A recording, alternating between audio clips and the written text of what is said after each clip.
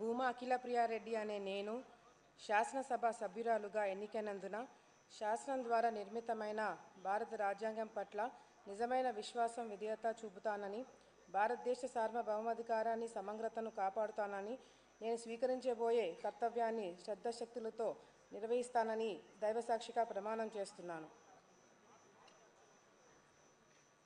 ఆంధ్రప్రదేశ్ శాసనసభ సభ్యురాలనైన భూమా అఖిలప్రియారెడ్డి అనే నేను సభా నియమాలకు కట్టుబడి ఉంటానని, వాటిని అనుసరిస్తానని, సభా మర్యాదలను కాపాడుతానని, సాంప్రదాయాలని గౌరవిస్తానని దైవసాక్షిగా ప్రమాణం చేస్తున్నాను.